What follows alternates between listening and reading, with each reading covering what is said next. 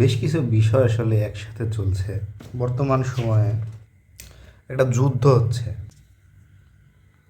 Iran যুদ্ধ।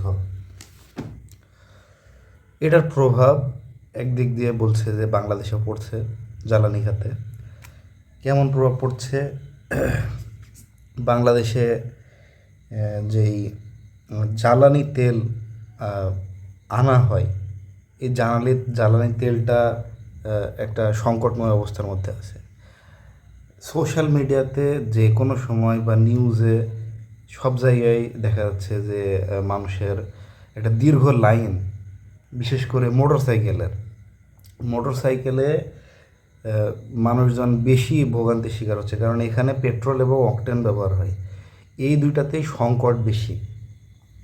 আমি নিজেও এই সংকটের কারণে মানে আমার মোটরসাইকেল চালানো বন্ধ রেখে দিছি, যে এটার জন্যে।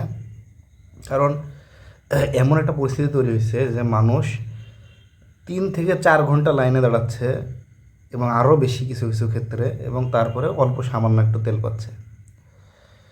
তো এই পরিস্থিতিটা আহ, আগামী কাছাকাছি কোনো সময়ে সমাধান হওয়ার মতো কোনো পরিবেশ দেখা যাচ্ছে না।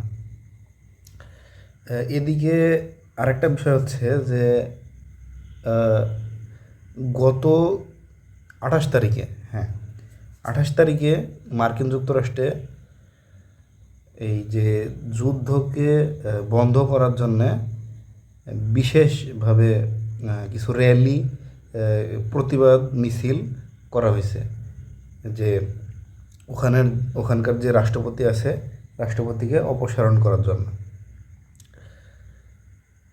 এটা ওনারা ক্ষোভ প্রকাশ করেছে ওখান থেকে।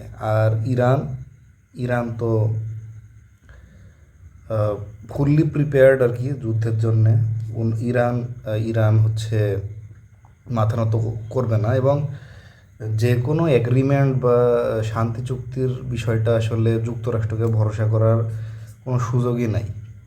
বাংলাদেশে আমাদের যেই সমস্যাটা হচ্ছে, এবং অনেকেই বিষয়টা বলছে, এই বিষয়টা ধীরে ধীরে সামনেও আসছে, যে তেলের অবৈধ মজুত এবং পাম্প পাম্প ব্যবসায়ী মানে ফুয়েল স্টেশন, মানে ওই যে পেট্রোল পাম্প যেগুলো আছে, এগুলাতে জ্বালানি তেল মজুত করা হচ্ছে অনেক অনেক পরিমাণে।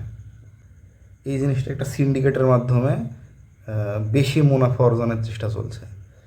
এখন জ্বালানি তেলের দাম যদি বেড়ে যায়, সেক্ষেত্রে একটা চেন রিয়াকশান কাজ করবে, এবং ধীরে ধীরে বাকি সব জিনিসেরও দাম বেড়ে যাবে।